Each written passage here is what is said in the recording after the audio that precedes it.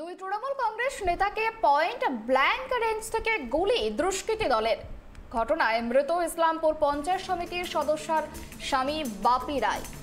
এছাড়াও আশঙ্কাজনক অবস্থায় ইসলামপুর হাসপাতালে ভর্তি গুলিবিদ্ধ রামগঞ্জ ২ নম্বর গ্রাম পঞ্চায়েতের প্রধানের স্বামী মোহাম্মদ সাজ্জাদ।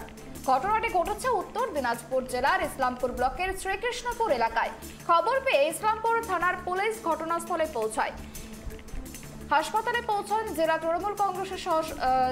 তৃণমূল কংগ্রেসের সভাপতি কানাইলাল আগরওয়াল। তিনি আততায়ীদের দ্রুত গ্রেপ্তারের দাবি জানিয়েছেন।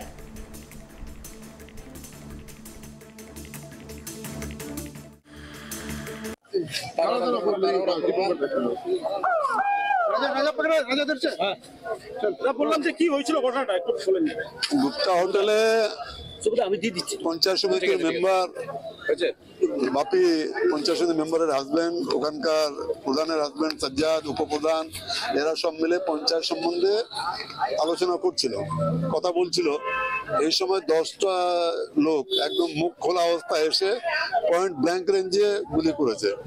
একটা গুলি এই বাপি লেগেছে গলায়, তো ওকে ইসলামপুর হাসপাতালে আনা হয়েছিল। এখন ওর যে যারা আত্মীয় আছেন তারা অ্যাকচুয়ালি বিশ্বাস করতে পারছে না যে আমার রোগীর কি অবস্থায় আছে।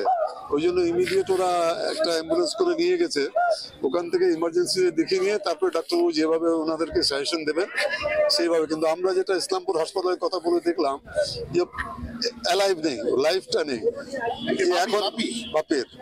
আর সাজ্জাদ আছে, উপরে ইনজিওর্ড আছে, ওর সঙ্গে আমি কথা বললাম। ওর মাইনর ইঞ্জুরি, ওর কোনো ইঞ্জুরি নেই, ও পালা দৌড়াচ্ছিল। না, গুলি একজনই লেগেছে, সাজ্জাদের গুলি লাগে, গুলি লেগে সাইডে। সাজ্জাদের কি পিঠে গুলি লেগেছে? পিছনে কোমরের উপরে। কেন হতে পারে? এই ব্যাপারটা বুঝতে পারছি না যে 10টা লোক এসে হঠাৎ করে পয়েন্ট ব্ল্যাঙ্ক রেঞ্জে গুলি চালাতে শুরু করলো। তো ওখানে সিসিটিভির প্রভিশন আছে। আমি এখনই পুলিশ অফিসারদের যারা আছেন তাদেরকে বলবো যে আপনারা সিসিটিভির মধ্যে দিয়ে খুঁজে বের করুন যে কারা এই আততায়ীরা কারা ছিলেন। আমরা তদন্ত করছি, একটা ঘটনা হয়েছে, ঠিক আছে, আমাদের তদন্ত করতে দিন একটু। পুলিশ জেলা হয়েছে স্যার, তারপরে অহরহ ঘটনা এরকম। স্যার একটু স্যার কারা জড়িত কিছু জানা গিয়েছে স্যার? আমরা তদন্ত করছি। আচ্ছা, খোঁজ চলে এসেছেন, কি বলবেন স্যার?